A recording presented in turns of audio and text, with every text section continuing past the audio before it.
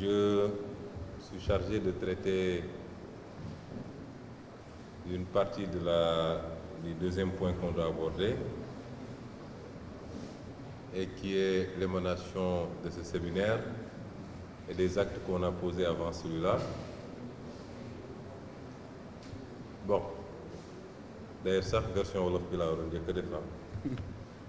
Il y a un ambassadeur qui dit que je suis un terroriste parce que je refuse de faire la version française dans mes conférences de presse.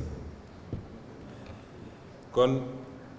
gannaaw bi ma leen nuyoo yéen ñëpp ma wax ni ñaareelu pàcc bi la ñu war a traité man ak honorable Aïda Mbodj muy li nga xam ne dafa toftalu ci li ñu waxtaanee ci séminaire bi waaye annoncé woon nañ ko ay jamono ci gannaaw Yewwi Askan Wi coalition politique la bu dëgër coalition politique boo xam ne dañ ko lal ci ay ponk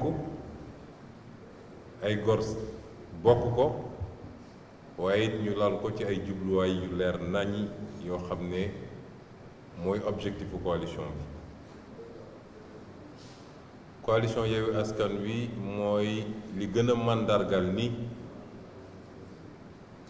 ki ñu faloon mu fàtte li ko fal ba jàpp ni moom dafa donn ba tax mu ne lépp luy opposition ci réew mi dina ko faagaagal tey li gën a màndargal ni loolu lajj na mooy Yewwi Askan Wi ndax leer na ma ni tey fu mu toogoon ñu tegal ko boolu ceeb bu baax sax bu xelam demee ci Yewwi Askan Wi rek boo moytul mu suur kon léeg-léeg spéculation yi am wala ñu binduloo ay nit naan Yewwi Askan Wi léegi mu tas rivalité diggante Masamba ak Mademba yooyu ay manœuvre politique la waaye ñu dalal xelu sénégalais yi ni kóolute gi ñu am ci Yewwi Askan Wi kóolute googu ñun ñii ñu muy sàmmanteeg moom parce que responsabilité la te non seulement fi mu nekkoon ma nga fa ba léegi waaye nu mu tuuti tuuti lu ëpp fukk ak juróom ci ay parti politique ak ay organisation déposé nañu seen candidature pour mun a ñëw yokk ci Yewwi Askan Wi looloo tax nag ñu jàpp ni mënuñu rekk ne fal nañu ay nit xeex nañu dem ci élection fexe ba ñu fal ay maire pare nañ ci maire bu nekk ñu bàyyi la ak sa bopp bu ko defee xam nañu réew mi ni muy doxee noggatu gu ñu yàgg di noggatu maire yi yenn ci maire yi bokk surtout ñu delloo ci loolu walla lenn lu nit ñi di xalaat ni boo nekkee opposant nekk maire waroo mën a def dara ci sa mairie moo wax ni loolu amul tey amul ëllëg au contraire man de yàlla def na ma maire waaye gisuma ci àdduna kuy dund di noyyi ngelaw yàlla gi te mën maa tere ma def résultat yu mag a mag a mag fee ci Sicoor incha allah parce que constitution ak loi wu dëkk bi dañoo jox ay attribution yu leer naññ mairie bi niñ ko joxee pouvoir central bi maire bu sàggan nag ba pouvoir central bi ñëw jalgati loolu joggati la yow yaa bëggul liggéey waaye pour bañ ñu fragiliser suñu maire yi moo tax ñu ne nañ leen dajale ci kuréel gu bees goo xam ne bokkul ak association des maires du Sénégal bi ñu xam fii parce que ñun dañoo am ay objectifs dafa am lu ñu bëgg ci mairie yi ñu dénk ak président conseil départementaux yi ñu dénk dafa am nañ ci bëgg ñu bëri ci ñun pour ne pas dire ñëpp sax dañoo ñëw àndaale programme bi ñuy ñëw loolu du lu ñu tàmm gis ci élection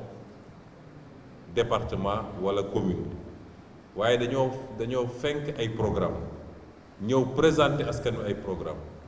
am yéene nag ni programme yooyu bu soobee yàlla dañ koy appliquer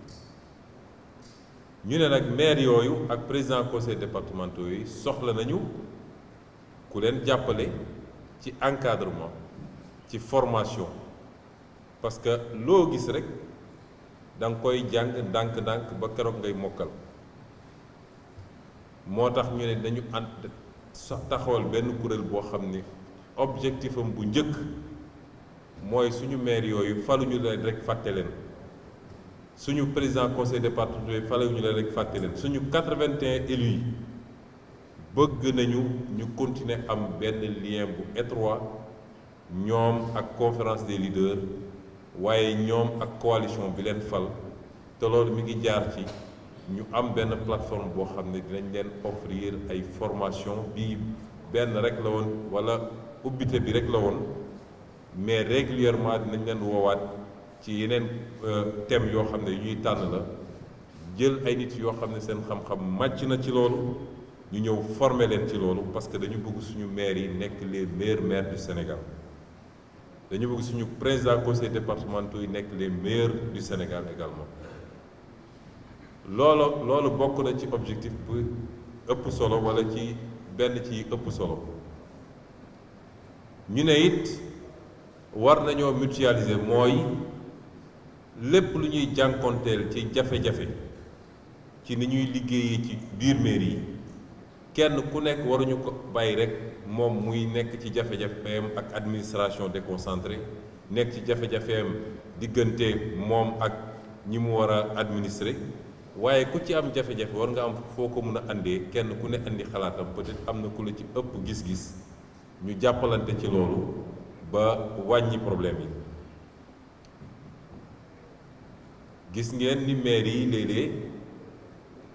dañ leen jox ay cër waaye nguur gi pouvoir central foog na ni moom rek moo am cër bu mu jëlee ci constitution ba tax jàpp na ni war na mun a écraser les mairies te loolu day firndew lu bëri bu ci gën a fës mooy léeg-léeg diggante maires yi ak les préfets wala les sous-préfets am na sax bu ñu ci signalé fii ci séminaire bi ab sous-préfet boo xam ne dinañ ko sutural pour le moment waaye xam naa ni bu déggee li may wax bu mu wooti suñu benn maire naan ko andil 1 million pour participation aux élections wala andil 500 000 pour participation au 4 avril loolu c'est de l'arnaque détournement la mu ngi ñuy dégg bu ko déggee bu mu ko defati ndax bu ko defatee dinañ ko régler ak moom parce que loolu du cëram loolu de boo ko defee ak maire boo xam ne xamul lan mooy ay prérogative am kooku mun na paniquer dem jox ko 1 million waaye loolu amul cislaay amul fondement te warut kon cas yu mel noonu moo tax ñu ne dañu taxawal suñu benn kuréel boo xam ne saa suñu bëgg a bu ñëwee noggatu suñuy maire wala ñu bëgg leen jaay doole ki ko bëgg a def na xam ni du jàkkaarloo kese ak benn maire waaye Yewwi Askan Wi yépp lay jàkkaarlool leader yi ba ci maire yi ba ci militants yi ba ci sympathisants yi ñun duñu tooñ de prérogative bu état duñ ko jalgati waaye duñu nangu état central aussi di jalgati suñuy prérogative yooyu yépp nag moo tax ñu ne dañuy taxawal suñu kuréel tuddee ko réseau des élus locaux du Sénégal en acronyme mu doon REEL Déthié Fall nag nee na ñun neewuñu ñeneen ñi ay faux lañu waaye ñun xam nañu ñun ay REEL lañu réseau des élus locaux du Sénégal réseau boobu day dajale ñépp nag yemuñu ci maire yi waaye dañ ko yaatal ba ci président conseil départementaux yi yemuñu ci Yewwi Askan Wi kese tamit maire bu jàpp ni par rapport ak say objectif ak li nga soxla ci xam-xam ak ci façon bi nga bëggee gérer sa mairie mën nga koo am ci réseau des élus locaux du Sénégal xamal ni am nga fi sa place tëjuñu ko ci kenn rawatina nag les autres maires de l'opposition tëjaluñu ko kenn waaye dama ne même maire bu nekkul opposition boo toogee ba gis ni li fi nga bëgg a jëmale sa commune ak ñun li ñuy offrir ci plateforme gis nga ko ci suñu réseau bi boo ñëwee am nga fi sa place. ñaareel bi mooy jox nañu suggestion élus locaux yëpp, parce que budget élus locaux yëpp pratiquement budget municipalité yëpp am na benn ligne bu ñu voté woon tuddee bëggoon ko mun na nekk cotisation à l'association des maires du Sénégal. ñu jox suggestion tous les maires ñu def virement de crédit voté ko par leur conseil. loolu ñu waroon verser ci association des maires du Sénégal nañ ko verser nañ ko revoter ñu verser ko au réseau des élus locaux du Sénégal bi nga xam ne ñoom ci la ñu bokk. ñetteel bi mooy li nga xam ne droit la texte yi prévoir ko xam ngeen ni am na luy jóge ci état bi di jaar ci association des maires du Sénégal. jamono ji mu nekkoon nag benn association mënoon leen ko verser waaye tey comme ñaari association la nag day jaadu la ca war a ñëw ci réseau des élus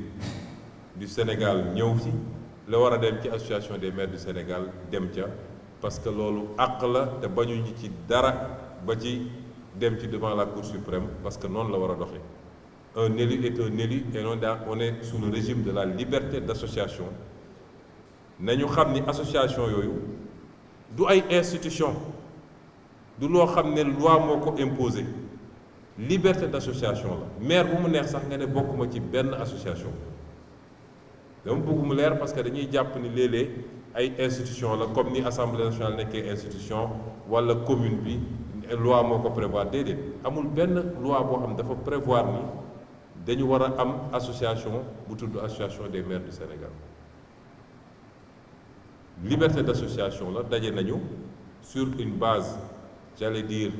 corporatiste, daal di créer cette association là, état bi reconnaître ko ne nag relation bi laa bëgg a am ak association bi, daal di dugal ci loi yi ne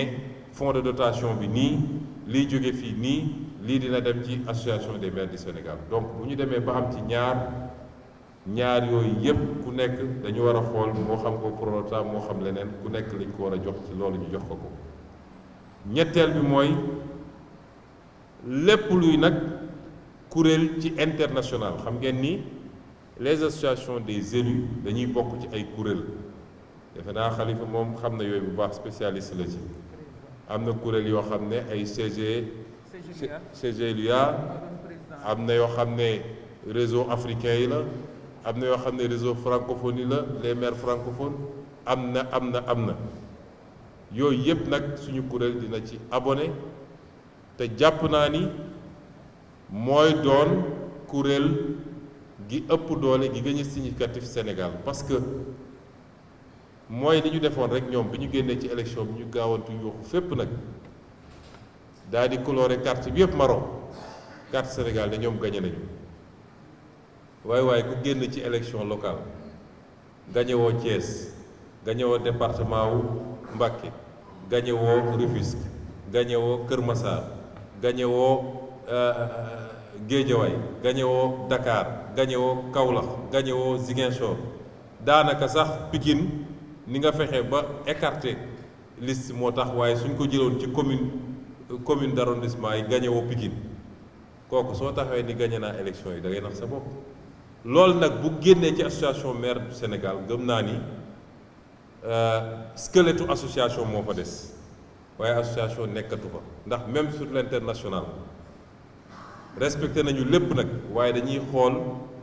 les communes les plus significatives. suñuy organiser tey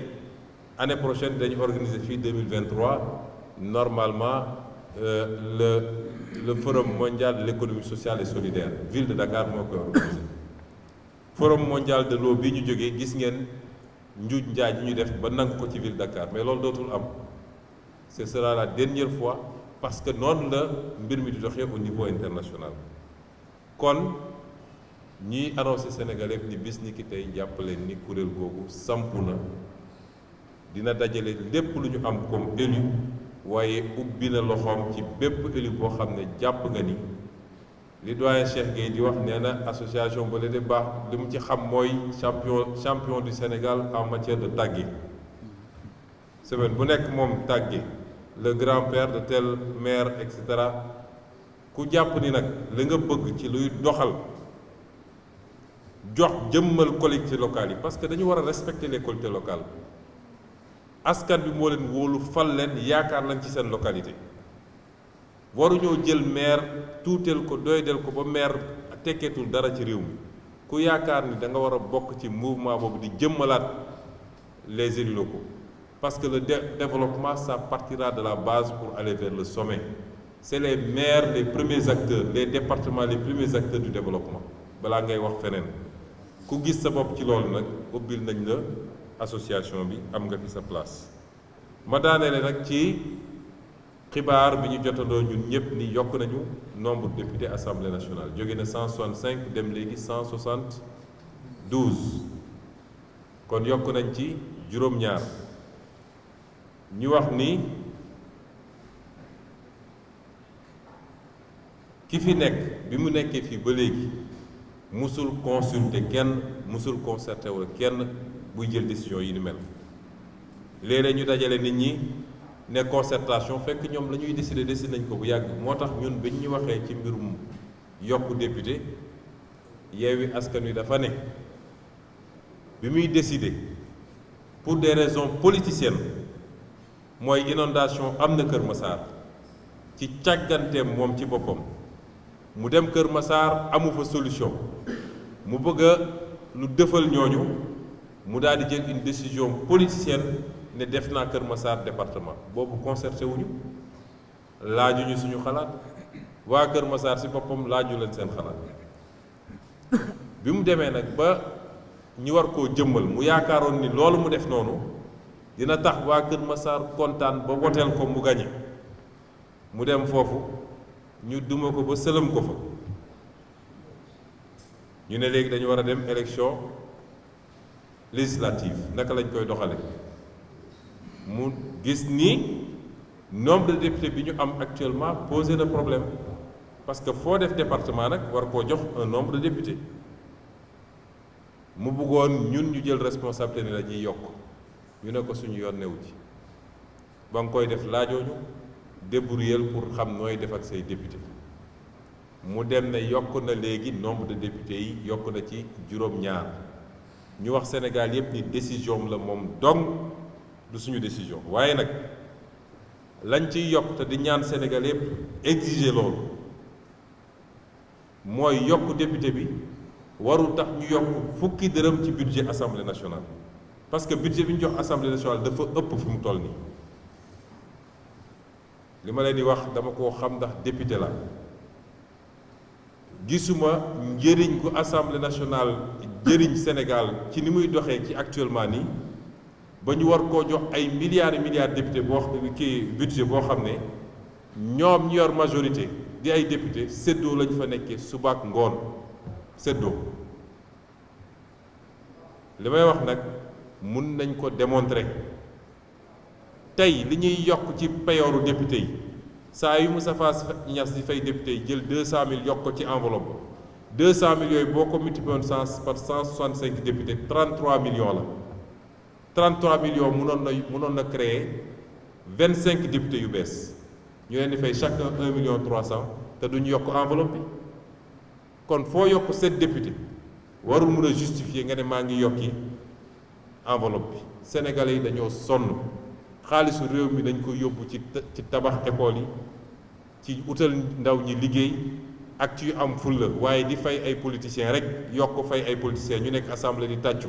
naan ko aaye wal sa moome suñu Macky Sall waxoon nañu wote sax bu kenn noyyeti nañ ko wote su dee loolu rek fukki dërëm waruñu ko yokk ci budget assemblée nationale te loolu sénégalais yi ñoo ko war a njëkk exiger yokk 7 députés warul tax ñu yokk ay milliards ci député assemblée nationale naan dañuy jënd ay 4x4 yu bees dañuy yokk carburant bi dañuy yokk lii mooy position Yewwi Askan Wi parce que ni ñu wax gis nga réew bu doolee ñàkk doole dañuy sakkanal li mu yor nun xam nañ ni coalition la ñu suñu doole bëriwul moo tax ñu sakkanal ba def séminaire boo xam ne dikkeewuñu sax 100 000 francs te peut-être suñ ko yóbbuwoon feneen ak feneen wala am na nuñ ko doon defee mu dikkee ñu 8 millions noonu la ñu war a yore réew mi lañ ciy génne ci bénéfice nag ñu dugal ko ci njëriñ loolu daal la ñu bëggoon wax di lancer un appel nag ci état bi ndax mairie Kër Massar Sud bâtiment bu maire bi di dugal mairie bi sax amuñu ko fi mu toll nii te lépp li ko andi mooy parax bi ñu def découpage boo xam ne baaxul amul benn bâtiment administratif à Kër Massar Sud benn bâtiment administratif dañoo obligé ñoom dem ci seeni pexe bopp dem louer ji un bâtiment en dehors de la commune de Kër Massar loolu gàcce la comme nag état bi moo yàgg jël les dispositions amoon na sax un programme bu ñu tabaxal mairie yu bëri un bâtiment moom mi gaawantu def découpage boobu na góorgóorlu ba defaral commune Kër Massar Sud un bâtiment digne de ce nom ba ñu mën a liggéey ñu ngi sàggane ba pare di créer des retards ba ñooñu mënuñoo liggéey lañ ci jublu nag xam nañ ko mooy dañuy xëy rek ne commune bi doxul délégation spéciale duñ ko nangu de mairie la boo xam ne Yewwi Askan Wi moo ko gagné jafe-jafe yi ñu nekkee ba mënuñu liggéey xam nañ ko te état moo leen ko teg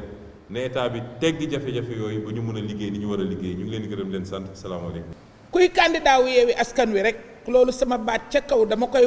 waxati jàmbaar ga ndax dañu trier profil bi dañ ko seet ndax ñëpp ñu bëree bëggoon crédibilité probité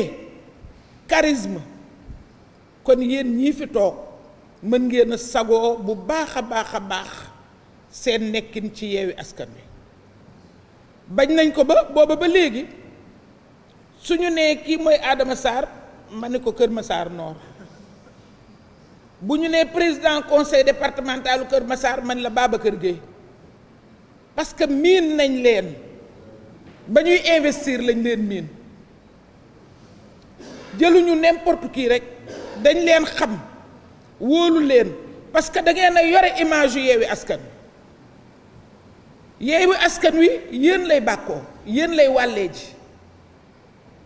ndax dafa am loo xam ne ñun jigunu ku ñuy rëbb doo maye sa bopp te dañ ñuy rëbb segum ku deful dara ñu ni yow la sàkkaa boo defee dara te loolu moo tax lii nga xam ni ñu ngi koy def te Ousmane wax ko léegi muy réel ah Déthié nee na xamuñu ndax keneen foo la de mais réel de moom vrai na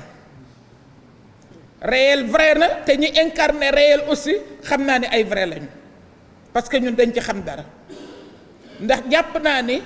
gox bu ca nekk jël nañ les meilleurs te askan wi fekk nañ ñu ci loolu nag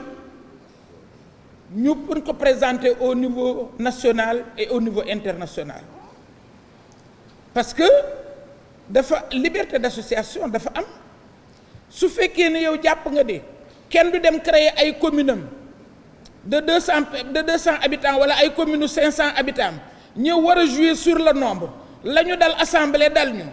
su fekkee ni Ousmane Sonko dafa am lu am solo lu mu war a wax sénégalais yi ñu ni ko doo ko fi waxee nombre ba daal di koy yuuxu su ko defee keneen ñëw ni maa ngi gërëm di sant bañ nañ ko bu ñuy ñëw assemblée du ñu sax préparer dara ñoom dañuy ñëw rek toog yéen journalistes yéen ma ko gën a xam ku wax ñu tontu la waaw ñoom noonu la ñuy fonctionner ku wax ñu tontu la doolu donc ñun mënuñu ànd ak ñoo xam ni nañu leen fale xam nañ ko waaye ñu nit ñu fale xam nañ ko localité yi nga xam ni ragal nañu ñu gañe leen fa organiser nañ suñu forclusion ba présenté wuñ fa candidat boo gisee Déthié ni leen nañu def sur la base de localité nañu évaluer sur la base de localité yu ñu bokk sëggandoo foo sëggul nu ñu la fay évaluer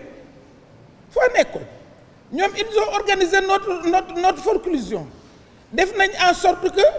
lu nekk def nañ ko te leneen li nga xam ne tam dinaa ko signaler surtout yéen par rapport au maire mooy mais seen esprit de sacrifice et d'abnégation kenn joxu leen xaalis ngeen gagné te Dieu sait que en face kenn ku ci nekk ci yéen xaalis bu dul jeex nga am. yi ma gën a xam de xam naa ni lañ fa indi ci xaalis ñee langue gee lañu fa indi ci xaalis ña sortir du lot contre xaalis boobu yaakaar naa ne jàmbaar lañu. kon sincèrement ñu àndul mënuñu ànd, ñu bokkul mënuñu bokk, te yaakaar naa ne yéen ñi bokk rek, yéen ñi nga xam ne bokk ngeen idéal, yéen ñi nga xam ne mën ngeen muñ xaalis, yéen ñi xamul luy corruption, yéen ñi xam ne askan wi wóolu na leen ci kaw fal leen. am na ci ñoo xam ne sax askan wi ñoo doon dajale di leen ko jox. kon am nañ yaakaar ci yéen. kon yéen a mën a ànd, yéen a mën a doxal lu tax ngeen wane seen loyauté ci seen diggante ak askan wi, parce que leer na leen ne du ngeen war askan wi. léeg-léeg ma yónnee Ousmane Sonko bi ay audio yoo xam ne ay imam yu sori nekk à l'intérieur du pays. L'autre jour maa ngi ko yónnee li imaamu Kër Socé wax, mu naan ñu dimbali leen ñu, yéen la ñu yaakaar, yéen la ñu yaakaar. bu ñu nee yéen la ñu yaakaar, du leader yii toog, du leader yii toog di jaay jomba ñaaw. yéen a tax ñu yaakaar Yewwi Askan Wi, parce que yéen a nekk ak askan wi à la base. askan wi wóolu leen, yaakaar jooju nag ñun lii suñu warugar mooy di leen soññ pour ñu dëgëral ko, mooy accompagner leen pour ñu dëgëral ko, pour que ëllëg ki si biir ngeen xam lan mooy rôle maire. te ci biir réel gii lañ koy xamee, xam maire boo nekk ressources ya nekk ca dëkkam ni mu ko moome. ñun dañuy nekk ak benn kii progressiste boo xam ne du ñu nekk toog rek benn entreprise ñëw, yàlla tere nag yàlla na bokk ca ñooña nga xam ne ñoom lay faral di jox yëf yi mu yegg si naan la RSE. non ñun duñu pour RSE. ñun da ngay ñëw utiliser nga suñuy ressources ma ne buñ la ci ëppalewul doo ñu ci ëppale. ñun loolu yooyu maire la ñu bëgg. ñun dañu bëgg maire yoo xam ne dañuy utiliser ressources ya ñu am pour développer seen dëkk, parce que maire buñ ci bàyyeeg boppam te état bi dugg ci, wala mu indi gan goo xam ne day jël la ñu am mu ni ko coppet, buñ leen bàyyeeg moom rek di ngeen développer seen dëkk. te xam naa ne jàng ngeen fi te di ngeen continuer jàng loo xam ne loolu dina leen ko may. donc je pense que association bi li mu war a am dina ko am ci état bi. je pense que association bi ni mu war a taxawee dina ko taxawe démembrement yi nga xam ne war na ko am, ñu war a bokk ci association des femmes élues REFELA dinañ ci bokk. association yi nga xam ni au niveau international am nañ ko, muy CGLUA, man la borom CGLUA ngi nii toog, moo doon président bi. li tax ma ni Macky Sall gëmul Union africaine, gëmu ko. bi muy dindi Khalifa Sall boobu moo doon président des maires d'Afrique, CGLUA. même ka nekkoon Maroc yore siège ba, defe naa Gabon la, moo ko fa tegoon. bi may def samay recherche pour sama doctorat dem fa, ba mu ñëwee Khalifa rek la ma doon laaj, ay xarit rek la fa am. waaye teewul nee naay moo jiite Union africaine, nañ dem ba xam maire yi ci Afrique ba mu dajee ak ñoom dina leen wax lan la def seen président. bu dee IMF itam dinañ ca bokk, parce que nag moom it am na kàddu IMF. yegg na ci IMF ñaar rek a ciy bokk, maire capital bi ak maire président bi. xaw ma ban président la ñuy tànn fii, waaye dina bokk IMF ndax moom maire bay ànd. su ko defee ñun Khalifa daf ñu defaloon avantage, parce que bi ñu ñëwee mu am une masse critique de femmes, ndax la parité de la noyée daf ko ne nañ yokk femmes yi, représentation femmes yi.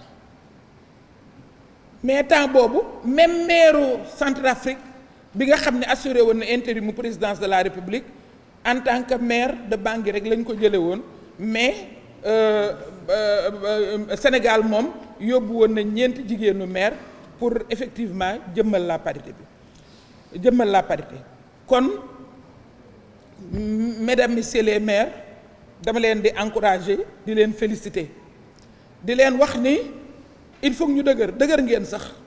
parce que dëgër moo tax ngeen mën a yegg si ba fii. dëgër moo mën a tax ngeen nekk maire, dëgër moo mën a tax ngeen satisfaire yéene ji nga xam ne askan wi yéene nañ ko yéene jooju nag tey la raw la nga xam ne moo doon sunu warugar ci askan wi tey la raw te ñu ngi compter ci yéen pour que loolu askan wi am yaakaar ci ñun mu bañ a yàkkee ko Ousmane a ngi wax léegi siège u Yëmbal Sud Kër Massar Sud du Kër Massar Sud rek mais le département de Kër Massar amul siège donc Jaxaay commune amul siège doo nouvelle création Cheikh Gueye doo nouvelle création Cheikh Gueye yàgg nga fi kon nag dañuy wax par rapport ak nouvelle création c'est-à-dire boo gisee ñuy relever loolu moo di dafa am lu ñu bëgg a gëmloo nit ñi te damay féliciter waa Kër Massar parce que lim leen doon naxee c'est-à-dire que pakatu yooyu muy faral di naxe nit ñi dañ cee gimmi léegi yeewu nañ ci dañ lay defal maire ay ca maa leen ko defal de na ngeen xam ne man la ay ca andi couleuru parti ñu ni ko bëgguñu ko ñun dañuy dem fa yaakaar ji ëppee loolu moo tax Kër Massar Yewwi Askan Wi jël ko au la main maa ngi leen di féliciter bu baax a baax bu boobaa nag dañuy àndandoo ñun ñëpp parce que association bi association boo xam ne solidarité moo fi am association boo xam ne dañuy séddoo information association boo xam ne lien yi ñu am dañ koy dëgëral bu boobaa dañuy xeex wuti ay siège te loolu na ci seen xel dal yaakaar naa ne ñoom bu ñu déggee lii dinañ xam ni ku mën dara sa famille day déggoo loolu wala fa koy wax ku mën dara sa famille day déggoo waruloo jékki-jékki rek ca mbaxal ñu ay maire créer benn affaire bëgg ñu fustiger ko duñ ko fustiger ndax xamoon nañ ne ñun ci ñun la jëm si waaye nag moom ma ko def na assumer conséquences yi accompagnement bi na ko def na leen taxawu ba li ñu war a am ñu am ko nekk d'égale dignité ak seen moroom yi nga xam ne ay conseil de département lañu ak ay mairie lañu te moom toujours noonu lay def day def lu mu mënul bi muy yokk député diaspora bi mais jàpp na ni diaspora bi favorable na ko tàgguwunu la veille ñu ngi nekkoon en session la veille wax nañ ci élection yi le lendemain la ñu ñëw ñu indil ñu texte bi ne dañuy yokk 15 députés de la diaspora muy 165 tàgguwul kenn bii yoon ñun dañ ko dégmati rek yéen ñii yéen a ñu ko wax ndax le ministre de l'intérieur mësul woo Yewwi Askan Wi ci concertation pôle yi nga xam ne defoon nañ ko ca dialogue national ba muy pôle de l'opposition pôle de la majorité pôle de non aligné moom la maintenir ba léegi su ñu amee chance am kenn ci pôle yooyu koo xam ne bokk na Yewwi Askan Wi daf ñuy informer à titre informel je dis bien mais liewul Yewwi Askan Wi parce que mësula woo Yewwi Askan Wi mësula invité Yewwi Askan Wi te Yewwi Askan Wi du fa dem pour naan day wax au nom de l'opposition au nom de quoi duñ ko def namuñu dara moom su soxlaa renforcer la démocratie soxla dialogue soxla waxtaan un dialogue sain et démocratique soxla xalaat parce que sama gars ñi de mën nañoo nekk ay consultants jàmbaar lañ de donc bu ko soxlaa na leen woo yónnee leen correspondance en bonne et due forme mais woowul kenn mieux li ngeen ci jot a am yéen presse bi moom xëy na dina ko ci am à travers vous mooy bu ngeen ñu laajee dañ leen ne d'accord nañu de ndax am na loo xam ne mënul a ñàkk ñun mënuñu am ay maire Kër Massar am ay président de conseil de département Kër Massar te duñu d'accord ci ay député Kër Massar ku créer département di nga def li département laaj waaye nag bu mu laal budget wu Sénégal le Sénégal a d'autres priorités moo ko sombi na ko naan ñun loolu lañ ko wax loolu nag tontooguñu ci te ñu doon annoncé création bi ñu ngi leen di ñaan ñu dem fa ñu jële information ba laajal ñu fan la koy jële ñu ngi leen koy ñaan parce que ñun yéen ñoo ci bokk yam ay muye na opposition mënul muye benn opposition parce que lii ma leen wax rek moo am xanaa opposition bala nga koy muye da nga koy invité wala nga laaj koo xalaatam wala nga yónnee ko lettre mu tontu la par correspondance loolu yëpp c'est des pratiques qui se font en démocratie mais ñun suñu démocratie boobu mooy loolu benn buur a fi am di ko lu ko neex lay def lu ko neexul mu bàyyi ñu di ko ci seetaan nag ñu di ko ci seetaan parce que nguuru yàlla rek moo dul jeex donc li nga xam ne mën nañ koo wax moo di ñun ñu ngi koy seetaan ak loolu am na conditionnalité bu ñu tegoon mooy d'accord am na loo xam ne mënul a ñàkk ay ratio la ñu defoon ratio yi département bu ci toll effectivement foog ñu yokkal la député am na créé nouvelle création foog ñu jox ko ay député mais fan la koy jëlee nañu ko wax parce que laaj nañ ko te tontoogul kon ñu ngi leen di gërëm di leen sant di leen fàttali ni Yewwi Askan Wi projet la li ñuy laaj ba ci parrainage bi léeg-léeg ñu laajte ni Yewwi Askan Wi ngay parrainer wala lan ngay parrainer waaw Yewwi Askan Wi la ñuy parrainer xam nga lu tax ñu koy parrainer li mu bëggoon du ko am kenn du ko bàyyee terrain bi ñoom moom ñooy jàkkaarloo ñu fidèle ci suñuy engagement yi nga xam ne moom lañ ko waxoon ni ko Yewwi Askan Wi du ko bàyyeeg dara may ko benn parcelle dañuy continuer di xeex parrainage bi mais su dara desul lu dul ñu war a déposer parrainage dinañ ko déposer avec la manière ba woon ko naka la Yewwi Askan Wi day continuer di revendiquer la participation de Khalifa Sall Yewwi Askan Wi day continuer di accompagner ses maires et présidents de conseil Yewwi Askan Wi tey jii démb bi nga xamee ni àndaguñu sax wóolu woon nañ ñi ñuy àndal suñuy responsable tey lañ leen gën a wóolu parce que ñii fi toog di ay maire ak di ay président de conseil départemental amul kuñ ci jox xaalis amul kuñ ci corrompre amul kuñ ci soudoyer amul kuñ ci jënd alors que de l'autre côté gis nañ ko ku ñu jënd ak ku ñu jëndul nag mënuñoo ànd wasalaam. Les membres du comité scientifique et tous les participants de cet importantissime séminaire de la coalition Yewwi Askan Wi, un séminaire qui consacre le patchwork de problématiques auxquelles nos maires et présidents de département sont confrontés dans l'exercice de leur mission en tant qu'élus locaux. Bien évidemment, en abordant les différents thèmes liés à la gestion et la problématique de la gestion des territoires, nous avions retenu que le plus important et le plus fondamental pour la coalition Yewwi Askan Wi, c'est d'assurer à nos élus les capacitations à même de leur permettre d'être en efficience par rapport aux perspectives que nous sommes dessinés pour le Sénégal. Vous savez parfaitement que la coalition Yewwi Askan Wi a pour ambition de développer le Sénégal, a pour ambition de sortir le Sénégal de l'ornière, a pour ambition de créer les paradigmes d'un développement assujetti à une croissance inclusive au service des populations de notre pays. Et bien évidemment, nous savons tous que cela n'est pas possible si à la base, nous n'avons pas des territoires développés. Si à la base, nous n'avons pas des territoires qui jouissent de la faculté fondamentale de la gestion de l'espace géographique des territoires, c'est-à-dire l'intercommunalité.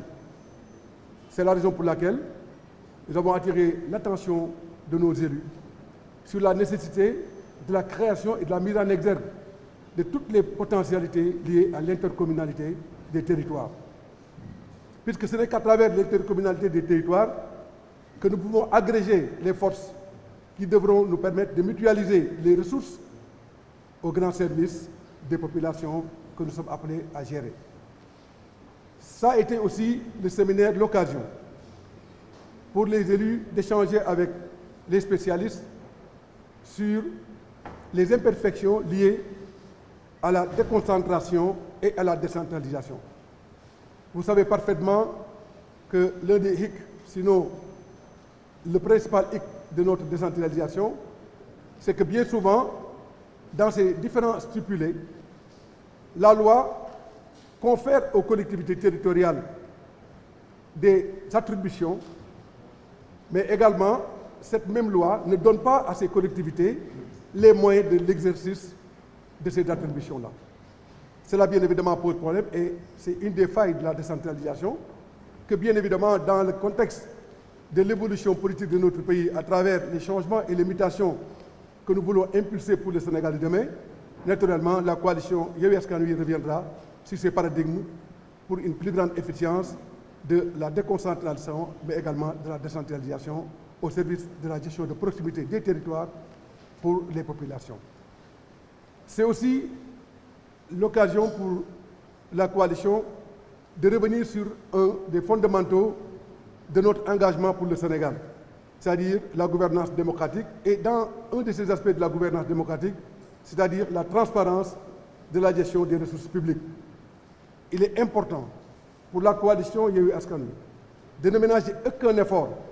afin que les ressources publiques soient gérées de manière efficiente,